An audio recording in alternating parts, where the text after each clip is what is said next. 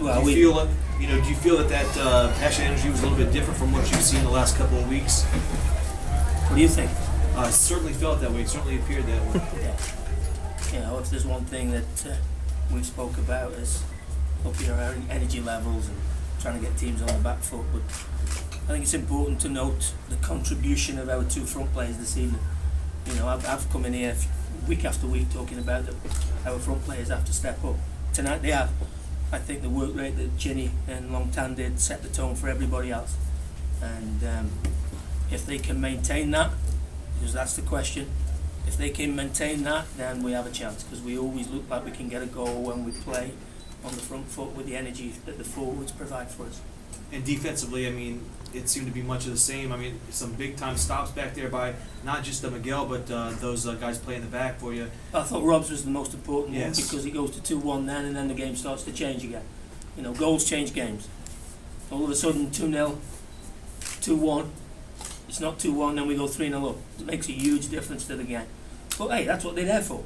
They're there to defend the goal, and they defended it well. But I think it's the night for our front men to get some praise, because certainly this year they've had more stick than anybody from me, and I'm really pleased for that.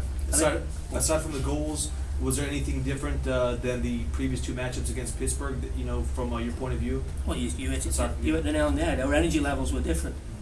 And I think the fact that, I think Pittsburgh are the first team apart from Richmond who've taken 4 points off us in 3 years.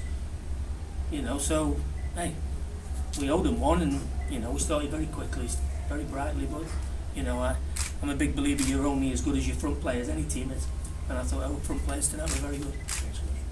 Now, what is it going to take to get the momentum from this game, from this 5-0 dominating win, into the game next Friday against Charleston? Well, I would rather be coming in here winning 5 with the confidence that brings us than maybe scraping a 1-0 victory. But, at this stage, it is a case of win in advance or lose and go home. We're at that stage. Our games against Charleston this year have been strange in the fact that we won 3-1 here. I thought that flattered us a little bit. And then they scored 1-0 in the 90. They equalised in the 93rd minute at Charleston. So they have enough weapons to make it very difficult for us. But as I've said on numerous occasions, I'm more concerned with the way that we approach the game. Now, we have set a bar tonight. That's up to them now. How do you think that'll resonate down to their locker room, a 5-0 result? Well, I think that probably the result's taken one or two people by surprise this evening. Because we haven't looked like we've had 5 goals in us the last few weeks. We had a couple of threes, but they've been set pieces, and in general play we haven't created an awful lot of chances.